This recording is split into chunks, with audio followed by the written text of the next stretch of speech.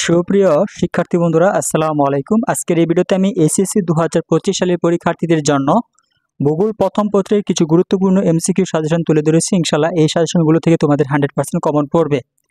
তো ভূগোল ছাড়াও তোমরা অন্যান্য যে সাবজেক্টগুলো আছে সেগুলোর ভিডিও দেখতে তোমরা ডেসক্রিপশনে তোমাদের একটা প্লেলিস্টের লিঙ্ক দেওয়া আছে, সেখান থেকে তোমরা এসএসসি 2025 এর যাবতীয় ভিডিওগুলো তোমরা সেখানে পেয়ে যাবা। তাছাড়া বাংলা প্রথম পত্র, দ্বিতীয় পত্র সহ সমস্ত ভিডিও তোমরা পেয়ে যাবা, ঠিক আছে? আর যারা চ্যানেলে নতুন, অবশ্যই তোমরা চ্যানেলটা সাবস্ক্রাইব করে রাখো। যখন তোমরা চ্যানেলটা সাবস্ক্রাইব করে রাখবা, নতুন ভিডিও আপলোড করলে তোমার ফোনে নোটিফিকেশন চলে যাবে। তাই দেরি না করে এখন চ্যানেলটি সাবস্ক্রাইব করে রাখো। তাহলে চলো বেশি বকবক না করে আজকে ক্লাসটা শুরু করা যাক। এসএসসি 2025 সালের পরীক্ষার্থীদের জন্য ভূগোল প্রথম পত্রের সাজেশন এখানে তুলে ধরা হয়েছে। তো আমরা প্রথমেই সিলেবাস অনুযায়ী কিন্তু তোমাদের সাজেশনটা দিচ্ছি।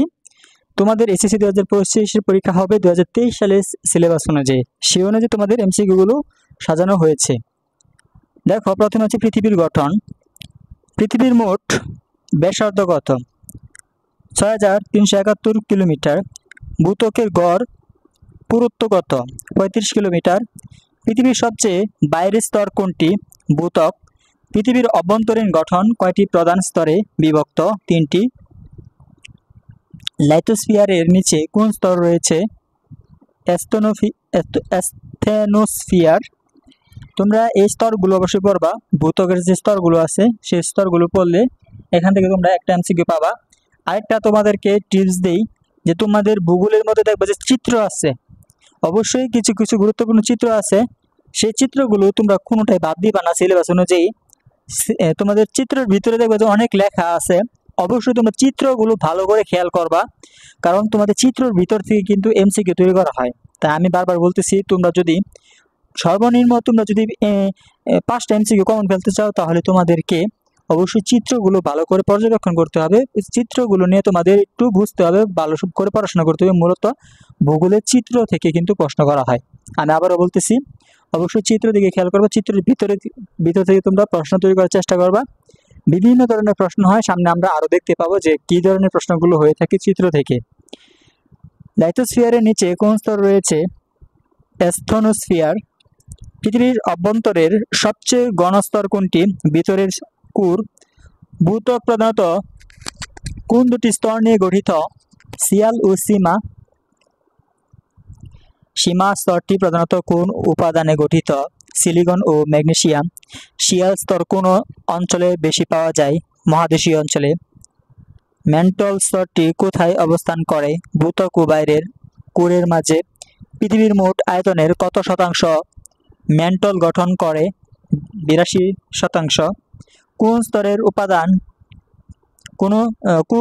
উপাদান কি? আয়রন ও নিকেল হচ্ছে এই কোর স্তরের মূল উপাদান।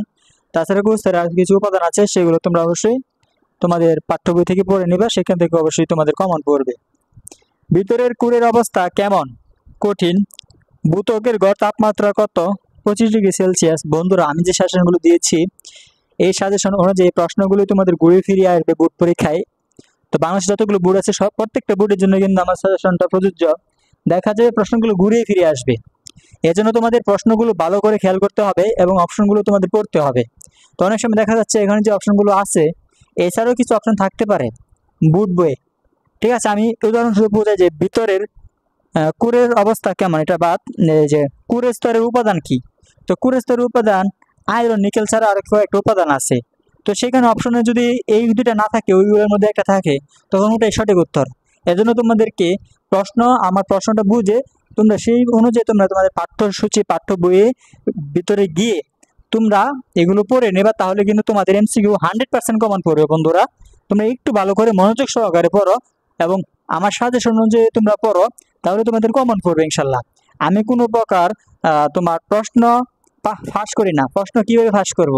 আমি সাজেশন দিই, এই সাজেশন থেকে ইনশাল্লাহ কমন পড়ে। বিগত বর্ষগুলোতে কমন পড়েছে, ইনশাল্লাহ এই বছর 2025 সালে তোমাদের কমন পড়বে। ভিতরের কোরের অবস্থা কেমন? কঠিন হয়ে থাকে। ভূত্বকের গড় তাপমাত্রা কত? 25 ডিগ্রি সেলসিয়াস। পৃথিবীর কেন্দ্রে তাপমাত্রা কত হতে পারে? 5000 ডিগ্রি থেকে 6000 ডিগ্রি সেলসিয়াস পর্যন্ত হতে পারে। পৃথিবীর ভূত্বক কিসের তৈরি? কঠিন পাথর দিয়ে তৈরি। অ্যাস্থেনোস্ফিয়ার কি ধরনের স্তর? আংশিক গলিত স্তর। ভূত্বকের নিচে প্রথম স্তর কোনটি? স্থেনোস্ফিয়ার। কোন স্তর পৃথিবীর চৌম্বক ক্ষেত্র সৃষ্টি করে? বাইরের কোর। পৃথিবীর কোন স্তরটি সবচেয়ে বেশি পুরুত্ব? ম্যান্টল। লাইথোস্ফিয়ার কি? ভূত্বক ও উপরের ম্যান্টল। পৃথিবীর ভূত্বক সবচেয়ে পাতলা কোথায়? মহাদেশীয় এলাকায়। কোন স্তরকে কোন কোর স্তরকে আর কি বলা হয়? নিফ নিফ স্তর বলা হয়। সীমা স্তরের গড় পুরুত্ব কত? 20 কিলোমিটার। শিয়াল স্তরের গড় পুরুত্ব কত? 30 কিলোমিটার। কোন স্তরটি আগ্নেয়গিরির উৎপত্তিতে ভূমিকা রাখে? স্থেনোস্ফিয়ার। কোর স্তরের ঘনত্ব কত? তোমার কোর স্তরের ঘনত্ব হয়ে থাকে মূলত 10 থেকে 13 গ্রাম বা সেমিমিটার। ম্যান্টলের উপরের অংশের নাম কি? ম্যান্টলের উপরের অংশের নাম হচ্ছে লাইথোস্ফিয়ার। পৃথিবীর ভূত্বক কোন ধরনের? কঠিন। ভালো করে খেয়াল করবা, এই প্রশ্নগুলো কিন্তু ঘুরে ফিরে আসতেছে। একটু মনোযোগ দিয়ে তোমরা পড়ো, তাহলে তোমরা 100% কমন ফেলতে পারবা। 30-এ 30 পাওয়া কোনো ব্যাপার না। নিচের কোনটি পৃথিবীর অভ্যন্তরের একটি স্তর নয়? দেখো, অভ্যন্তরের স্তর হচ্ছে ভূত্বক, কোর, ম্যান্টল, এগুলো হচ্ছে পৃথিবীর অভ্যন্তরের স্তর, কিন্তু শিয়াল কিন্তু পৃথিবীর অভ্যন্তরের স্তর না। এবার আমরা তৃতীয় অধ্যায়ে চলে যাব, ভূমিরূপ পরিবর্তনে। ভূমিরূপ গঠনে নদীর প্রধান কাজ কি? ক্ষয়। কোনটি নদীর দ্বারা গঠিত ভূমিরূপ নয়? বালিয়াড়ি। নদীর সঞ্চয়ের ফলে কোন ভূমিরূপটি তৈরি হয়? প্লাবনভূমি। মরুভূমিতে বায়ুর ক্ষয়ের ফলে কি গঠিত হয়? ছাতাশিলা। হিমবাহের দ্বারা সৃষ্ট ভূমিরূপ কোনটি?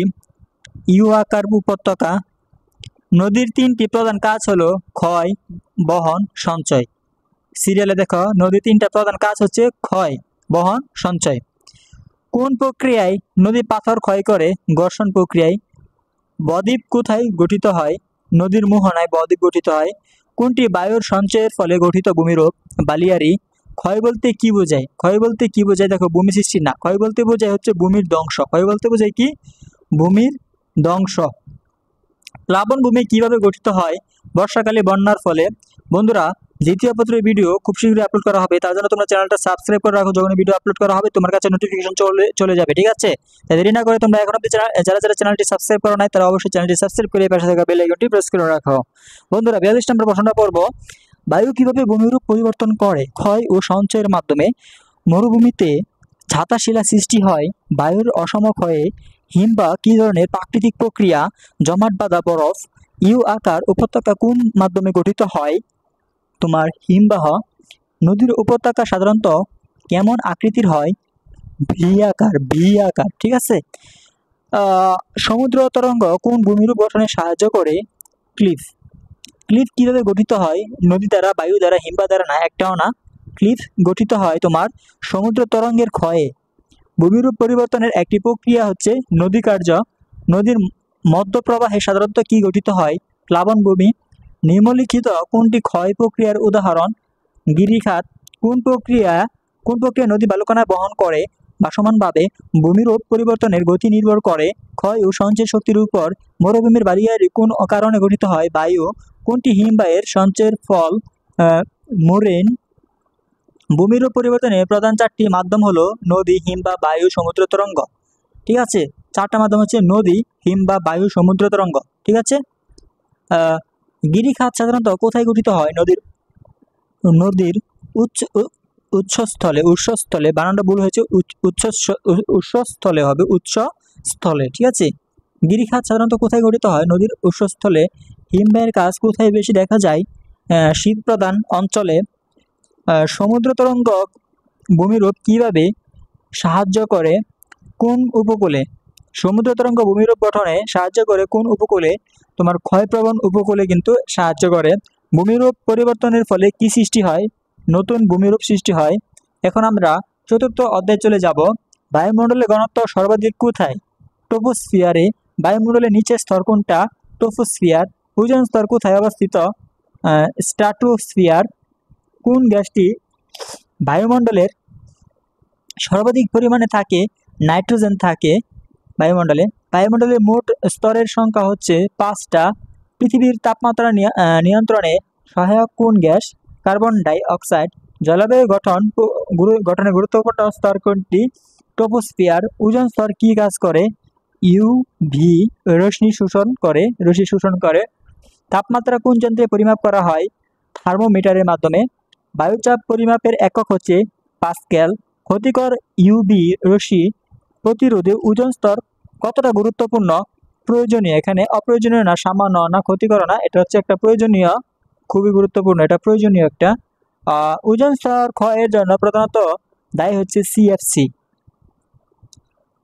বায়ু দূষণের প্রধান উৎস কোনটি? শিল্প কারখানা।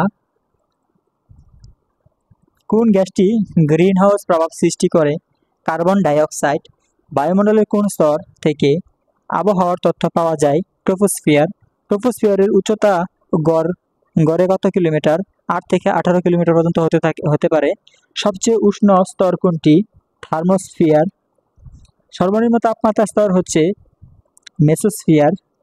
শিল্প কারখানার ধোঁয়া কোন ধরনের দূষণ ঘটায়? বায়ু। গ্রিনহাউস গ্যাস বৃদ্ধির ফলে কি হয়? বিশ্ব উষ্ণায়ন সৃষ্টি হয়। কার্বন ডাই অক্সাইড কোন উৎস থেকে বেশি নির্গত হয়?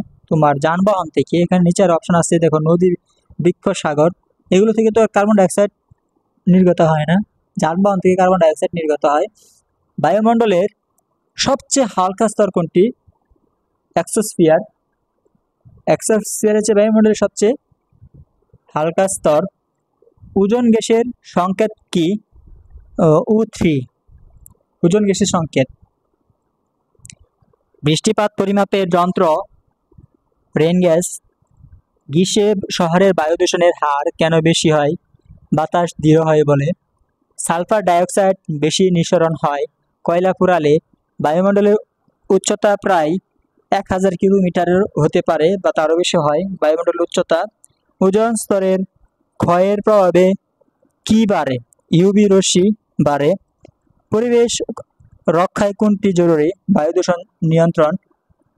তোমার সবুজ গাছপালা বায়ুর কোন গ্যাস কমায়? কার্বন ডাই অক্সাইড গ্যাস কমায়। বায়ু দূষণ কোন রোগ সৃষ্টি করে? শ্বাসকষ্ট রোগ সৃষ্টি করে এখানে অপশনগুলোর মধ্যে। ট্রপোস্ফিয়ার গড় তাপমাত্রা হচ্ছে প্রতি কিলোমিটারে 5 ডিগ্রি সেলসিয়াস কমে। বায়ুমণ্ডলের জলীয় বাষ্প কি বেশি কোথায় থাকে? ট্রপোস্ফিয়ারে। এক্সোস্ফিয়ার গ্যাসের ঘনত্ব কেমন? খুব কম। কার্বন ডাই অক্সাইড কিভাবে বায়ুমণ্ডলে আসে? জীবাশ্ম জ্বালানি পোড়ালে। সূর্যের বিকিরণের বেশি কোথায় শোষিত হয়? ট্রপোস্ফিয়ার। গ্লোবাল ওয়ার্মিং অর্থ হচ্ছে পৃথিবীর গড় তাপমাত্রা বৃদ্ধি। পৃথিবীর প্রাকৃতিক দূষণ উৎস হচ্ছে আগ্নেয়গিরি। বায়ুমণ্ডলের ঘনত্ব সবচেয়ে কম এক্সোস্ফিয়ারে। কিসের মাধ্যমে বায়ুমণ্ডলে স্তরভাগ হয়? উচ্চ তাপমাত্রার পরিবর্তনের ফলে। এখন আমরা পঞ্চম অধ্যায় দেখব সিলেবাস অনুযায়ী জলবায়ুর উপাদান ও নিয়ামক। এগুলো থেকে প্রশ্ন আসবে। বায়ুমণ্ডলের কোন উপাদান জলবায়ুর প্রধান কারণ? বায়ুর আর্দ্রতা। বৃষ্টিপাত মাপার যন্ত্রের নাম হচ্ছে রেন গ্যাস। বৃষ্টিপাতের পরিমাণ নির্ভর করে আর্দ্রতার উপর। বাতাসের চাপ পরিমাপের যন্ত্রের নাম হচ্ছে ব্যারোমিটার। এগুলো খুবই ইম্পর্টেন্ট, এগুলো আসে প্রতি বছর দেখা যায়। তাপমাত্রা মাপার একক হলো ডিগ্রি সেলসিয়াস। বাতাসের আর্দ্রতা কি নির্দেশ করে? বাতাসে পানির বাষ্পের পরিমাণ। বাতাসের গতি বা বায়ুপ্রবাহকে কি বলা হয়? বায়ুপ্রবাহ। বায়ুমণ্ডলের তাপমাত্রা কি দ্বারা নিয়ন্ত্রিত হয়? সূর্যের বিকিরণ দ্বারা। কোন উপাদান সরাসরি বৃষ্টিপাতের সঙ্গে সম্পর্কিত? বাতাসের আর্দ্রতা। বৃষ্টিপাতের পরিমাণ বাড়ালে বাতাসের আর্দ্রতা কেমন হয়? বাড়ে। বাতাসের চাপ বেশি হলে তাপমাত্রা কেমন থাকে? পরিবর্তিত হয়। বাতাসের গতি বেশি হলে কি হয়? তাপমাত্রা কমে। মেঘ গঠনে গুরুত্বপূর্ণ উপাদান কি? আর্দ্রতা।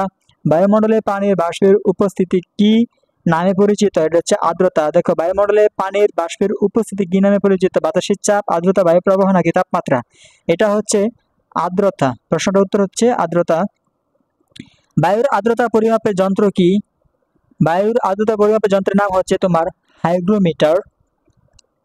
বাতাসের চাপ সর্বাধিক কোথায় থাকে? সমুদ্র পৃষ্ঠে। তাপমাত্রার দৈনিক পরিবর্তনকে কি বলে? দৈনিক তাপমাত্রা ওঠানামা। বাতাসের গতি পরিমাপের যন্ত্র কি? এনোমোমিটার। দেখো, এগুলো যন্ত্রের নামগুলো কিন্তু অবশ্যই তোমাদের মুখস্থ রাখবা, প্রয়োজনে নোট করো, খাতায় নোট করো, অবশ্যই মুখস্থ রাখো। তোমাদের জ্ঞানমূলক প্রশ্ন আসতে পারে, অবশ্যই কিন্তু জ্ঞানমূলক প্রশ্নে এই ধরনের একটা প্রশ্ন থাকে, ম্যাক্সিমাম সময় থাকে।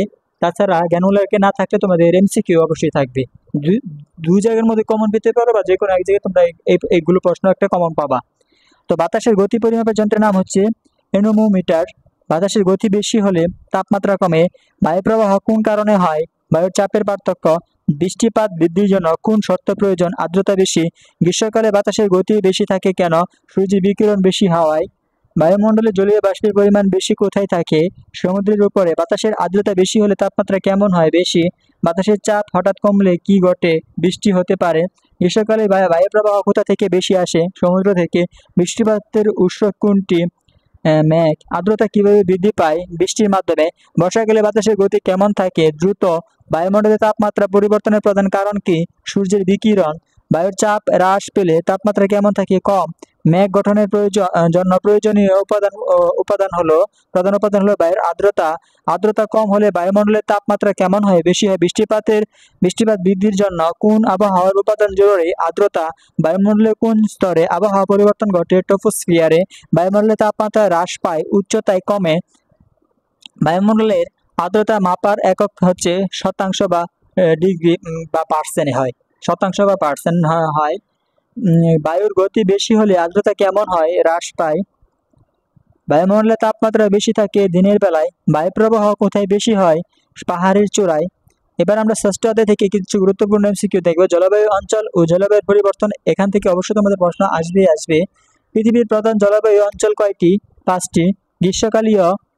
গ্রীষ্মমণ্ডলীয় জলবায়ু অঞ্চলের প্রধান বৈশিষ্ট্য হচ্ছে শুষ্ক ও গরম। উদ্ভিদ ও প্রাণীর বন্টন নির্ভর করে কোন বিষয়ের উপর? জলবায়ুর ধরনের উপর। জলবায়ু পরিবর্তনের প্রধান কারণ হলো মানব কার্যক্রম। গ্লোবাল ওয়ার্মিং মানে কি? পৃথিবীর গড় তাপমাত্রা বৃদ্ধি। এই প্রশ্নটা ঘুরে ফিরে আসতেছে, এই প্রশ্নটা অবশ্যই থাকবে। পৃথিবীর কোন জলবায়ু অঞ্চলে বরফ ও তুষার বেশি থাকে? শীতল ও মেরু জলবায়ু। গ্রীষ্মমণ্ডলীয় জলবায়ু কোন অঞ্চলে বেশি দেখা যায়? সমুদ্র তটীয় এলাকায়। জলবায়ু পরিবর্তনের ফলে কোন বিপদ বেশি দেখা দেয়? সমুদ্রের স্তরের বৃদ্ধি। সমুদ্র তটীয় অঞ্চলের জলবায়ুকে কি বলে? সামুদ্রিক জলবায়ু বলা হয়। বায়ুমণ্ডলে কোন গ্যাস গ্লোবাল ওয়ার্মিং বাড়ায়? Carbon dioxide. গ্রীষ্মমণ্ডলীয় জলবায়ুর বৈশিষ্ট্য কি? গরম ও বর্ষাকাল বেশি। জলবায়ু পরিবর্তনের ফলে কোন দুর্যোগ বাড়ে? হারিকেন ও বন্যা এ ধরনের দুর্যোগ বৃদ্ধি পায়। পৃথিবীর কোন অঞ্চলে মরুভূমি জলবায়ু প্রধান? ভূমধ্যসাগরীয় অঞ্চল। গ্লোবাল ওয়ার্মিং এ কার্বন ডাইঅক্সাইডের উৎস কোনটি? জীবাশ্ম জ্বালানি দহন।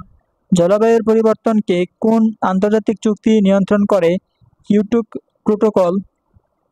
গ্রীষ্মমণ্ডলীয় জলবায়ুর প্রধান সমস্যা হলো বন্যা ও খরা। মেরু জলবায়ুর প্রধান বৈশিষ্ট্য হলো তাপমাত্রা অনেক কম। সামুদ্রিক জলবায়ুর বৈশিষ্ট্য হলো নরম তাপমাত্রা এবং আর্দ্রতা বেশি। জলবায়ু পরিবর্তনের প্রভাব কতটা? বৈশ্বিক। ভূমধ্যসাগরীয় জলবায়ুর বৈশিষ্ট্য কি? গ্রীষ্মে শুষ্ক, শীতে নরম। জলবায়ু পরিবর্তনের ফলে কোন সমস্যা হয়? খাদ্য নিরাপত্তা হ্রাস। জলবায়ু পরিবর্তন ও সবচেয়ে বেশি ক্ষতিগ্রস্ত কোন খাত? কৃষি খাত। গ্রীষ্মমণ্ডলীয় জলবায়ুতে প্রধানত বৃষ্টি হয় বর্ষাকালে। মেরু জলবায়ু প্রধানত কোন অঞ্চলে পাওয়া যায়? অ্যান্টার্কটিকা ও আর্কটিক এলাকায়। সমুদ্রের পানির উচ্চতা বৃদ্ধির কারণ হলো বরফ গলন। জলবায়ু পরিবর্তন মোকাবেলায় কোন ব্যবস্থা জরুরি? বনায়ন। মরুভূমি জলবায়ুর বৈশিষ্ট্য হলো শুষ্ক ও গরম। বন্ধুরা, আমার ভয়েস যদি শুনতে অসুবিধা হয় তোমরা কমেন্ট করবা, বা ভিডিওটা কিভাবে তৈরি করলে তোমরা খুশি হবা, তোমাদের সমস্যা হবে না। অবশ্যই তোমাদের মতামত আমার জানা খুবই প্রয়োজন। তাছাড়া প্রত্যেককে চ্যানেলের সাথে থাকবা। কিছু পেতে হলে তো কিছু দিতে হয়। তোমাদের জন্য এত কষ্ট করে ভিডিও তৈরি করলাম, তো তোমার তো একটা দায়িত্ব আছে যে ভাইয়াকে কিছু দিই আমরা। তো তোমরা আমাকে একটা সাবস্ক্রাইব দিবা এবং একটি লাইক দিবা। প্রয়োজনীয় ভিডিওটা তোমার বন্ধুদের সাথে শেয়ার করো যাতে তারও উপকৃত হতে পারে। ঠিক আছে? আমি তোমার কাছে একটা দাবি যে তুমি যেহেতু ভিডিওটা দেখতেছো, তুমি চ্যানেলটা অবশ্যই সাবস্ক্রাইব করে দিলে আমি অত্যন্ত খুশি হব। অবশ্যই চ্যানেলটা সাবস্ক্রাইব করে একটা লাইক দাও এবং প্রয়োজনে কমেন্ট করো যে আমার চ্যানেলে তুমি একজন নতুন সদস্য হয়েছো। তো বন্ধুরা, তো আশা করি প্রত্যেককে চ্যানেলের সাথে থাকবে এই ধরনের ভিডিও দেখতে। তোমাদের জন্য অনেক কষ্ট করে ভিডিও তৈরি করি। আমার মূল্যবান সময় থেকে গুরুত্বপূর্ণ সময়টা তোমাদের জন্য দিয়ে থাকি। তাই তোমাদের কাছে আমার দাবি থাকবে এটা। তো তোমরা আমাকে চ্যানেলটা সাবস্ক্রাইব করে এই চ্যানেলটাকে আরও বড় করো, আরও প্রসারিত করো। তোমাদের সাপোর্ট এবং তোমাদের ভালোবাসা কামনা করছি। মরুভূমি জলবায়ুর বৈশিষ্ট্য হলো শুষ্ক ও গরম। জলবায়ু পরিবর্তনের প্রভাব সর্বোচ্চ কোন অঞ্চলে? মেরু অঞ্চল। জলবায়ু পরিবর্তনের কারণে সমুদ্রের কোন পরিবর্তন ঘটে? স্তর বৃদ্ধি। কোন গ্যাস বায়ুমণ্ডলে গ্রিনহাউস এফেক্ট সৃষ্টি করে? Carbon die oxide. জলবায়ু পরিবর্তনের ফলে কোন প্রাণী সংকটে পড়ে? পোলার বিয়ার তোমার এইগুলোর সংকটে পড়ে যায় তারা। গ্রীষ্মমণ্ডলীয় জলবায়ুর সবচেয়ে বড় নিয়ামক হচ্ছে সমুদ্রের কাছাকাছি থাকা। সমুদ্রতলীয় অঞ্চলের জলবায়ু প্রধানত কিসের দ্বারা প্রভাবিত? সমুদ্রের তাপমাত্রা। জলবায়ু পরিবর্তনের কারণে কোন সমস্যার সম্মুখীন হতে পারে? খাদ্য সংকট। গ্রীষ্মমণ্ডলীয় জলবায়ুর প্রধান নিয়ামক কি? সূর্যের তাপ ও বায়ুপ্রবাহ। মেরু অঞ্চলে তাপমাত্রা বেশি কম হয় কেন? সূর্যের বিকিরণ কম থাকার কারণে। গ্রীষ্মমণ্ডলীয় জলবায়ুতে কোন প্রকার বৃষ্টি বেশি হয়? মনসুন বৃষ্টি বেশি হয়। জলবায়ু পরিবর্তনের ফলে কোন উপাদান সবচেয়ে ক্ষতিগ্রস্ত হয়? জলবায়ু। জলবায়ু পরিবর্তনের কারণে কোন সমস্যার সৃষ্টি হয়? সামুদ্রিক স্তরের বৃদ্ধি পায়। গ্লোবাল ওয়ার্মিং প্রতিরোধে কোন কাজ জরুরি?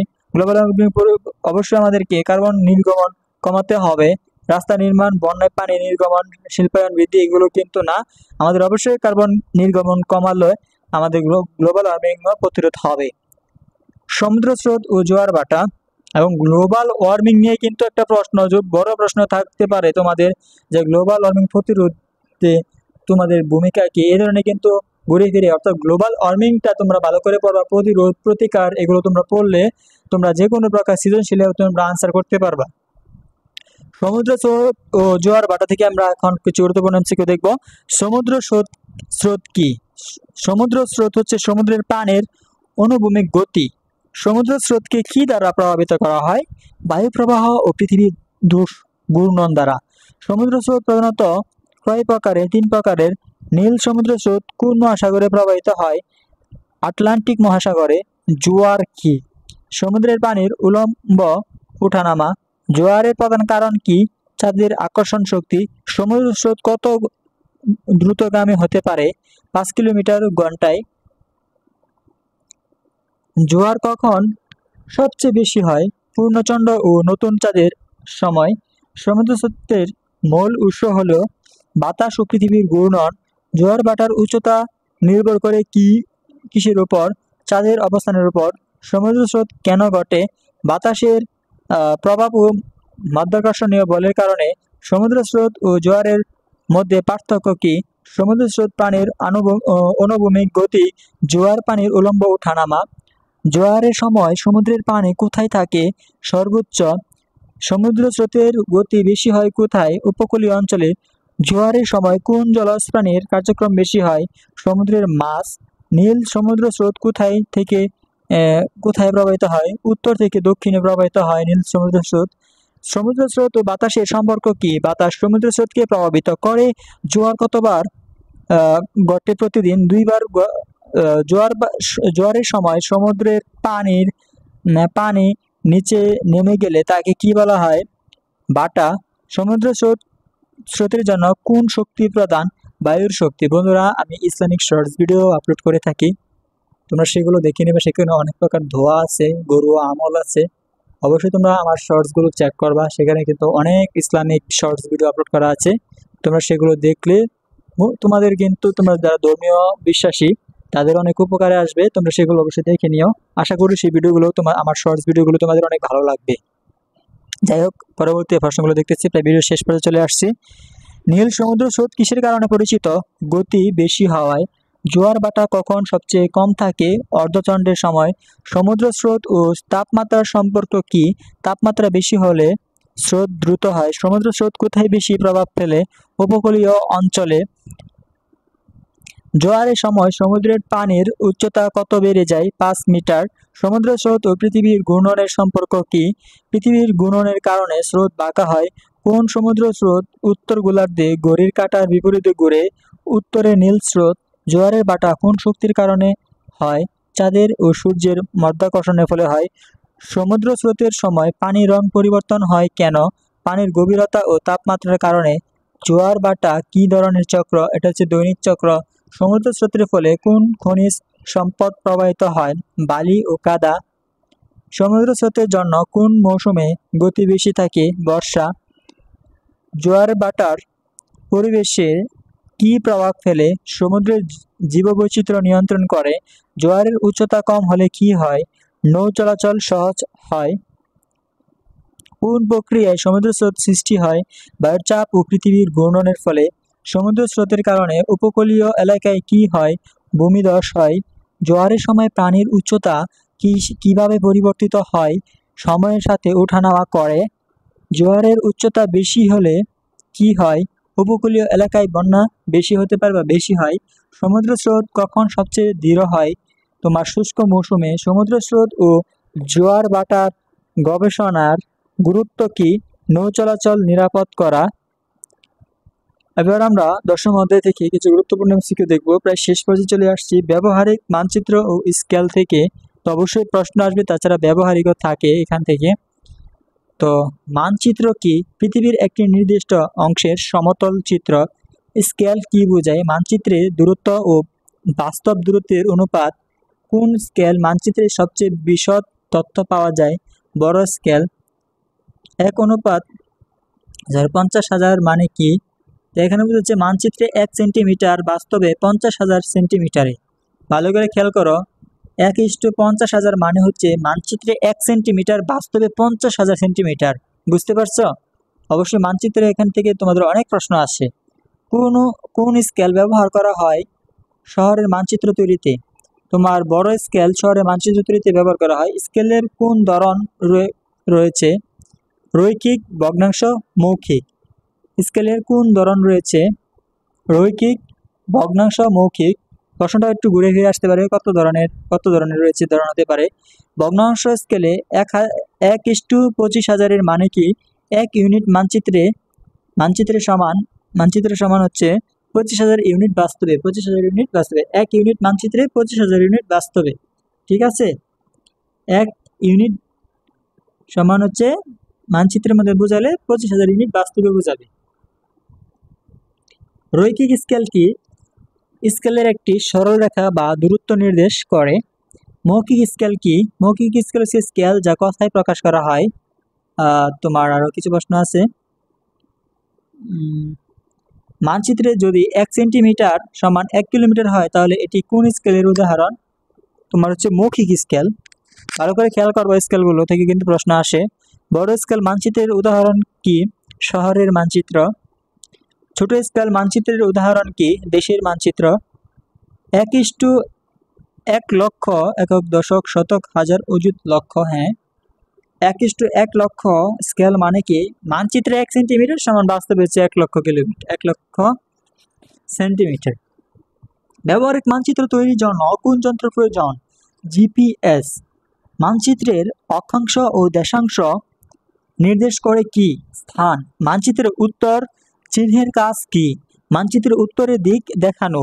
স্কেল বড় হলে মানচিত্র কেমন হবে? বেশি বিশদ হবে।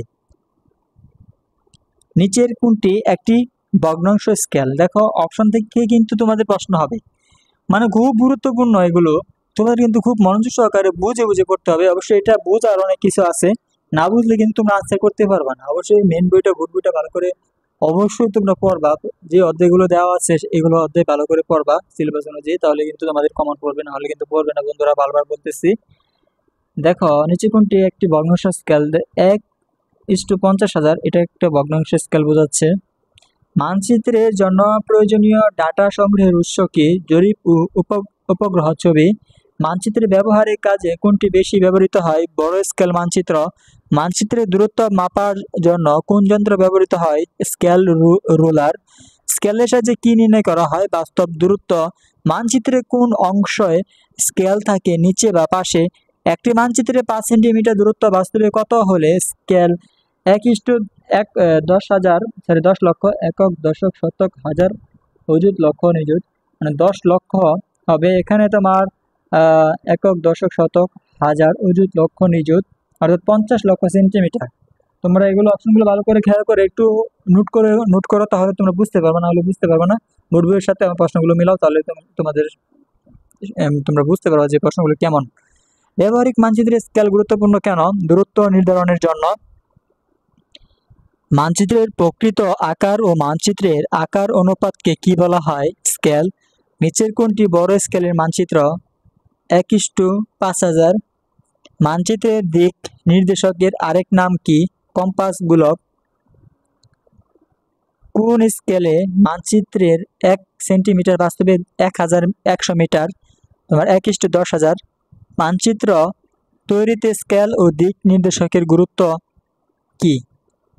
দূরত্ব ও দিক নির্ধারণের জন্য। মানচিত্র তৈরিতে স্কেল ও দিক নির্দেশকের গুরুত্ব হচ্ছে দূরত্ব ও দিক নির্ধারণের জন্য। তো বন্ধুরা, এই ছিল ভূগোল প্রথম পত্রের গুরুত্বপূর্ণ এমসিকিউগুলো। আশা করি এগুলো থেকে তোমাদের কমন পড়বে। তো এই প্রশ্নগুলো তোমরা প্রয়োজনীয় ভিডিওটা 2বার দেখো, 3বার দেখো। প্রয়োজনীয় ভিডিওটা থামে বা আমার সাথে সাথে তোমরা পড়ো, তাহলে তোমাদের রিভিশন হয়ে যাবে। তো বন্ধুরা, যারা সময় কম পাও নাই, পরীক্ষার আগ মুহূর্তে দেখতেছো, তাদেরকে একটা সাজেস্ট দিই, তোমরা ভিডিওটা ভালো করে দেখো, তাহলে কিন্তু অনেকগুলো এমসিকিউ তোমরা কমন পেয়ে যাবা। আর তাছাড়া যারা বই ভালো করে পড়েছো, মেন বইটা, এবং শেষ পর্যায়ে এসেও তোমরা ভিডিওটা দেখতেছো বা অনেক আগে থেকে ভিডিওটা দেখতেছো, তাদেরকে বলবো যে তোমরা বোর্ড বই বেশি বেশি পরিমাণে পড়বা এবং এই সাজেশনগুলোর উপরে তোমরা রিসার্চ করবা এবং একটা প্রশ্ন থেকে তোমরা 2টা প্রশ্ন তৈরি করার চেষ্টা করো। তাহলে কিন্তু তোমাদের জন্য, যদি প্রশ্নটা ঘুরে ফিরে আসে, তাহলে তোমরা প্রশ্নটা ধরতে পারবা এবং প্রশ্ন ধরতে পারলে অবশ্যই তুমি আনসারটা করতে পারবে। তো বন্ধুরা, আশা করি এই সাজেশনটা তোমাদের অনেক উপকারে আসবে। তোমরা প্রত্যেকের চ্যানেলের সাথে থেকে অন্যান্য ভিডিও দেখতে এবং এমসিকিউ সমাধান ভিডিও আসবে। তো তোমরা প্রত্যেকটি চ্যানেলের সাথে থেকো, চ্যানেলটা সাবস্ক্রাইব করে পাশে থেকে বেল আইকনটি প্রেস করে রাখো। দেখা হবে তোমাদের সাথে নেক্সট ভিডিওতে। অবশ্যই তোমরা প্লে লিস্টগুলো চেক করে তোমাদের বাকি ভিডিওগুলো দেখে নিবা। তো সকলকে অসংখ্য ধন্যবাদ জানিয়ে সুস্থতা কামনা করে আজকের মতো বিদায় নিচ্ছি। আসসালামু আলাইকুম ওয়া রাহমাতুল্লাহি ওয়া বারাকাতুহু।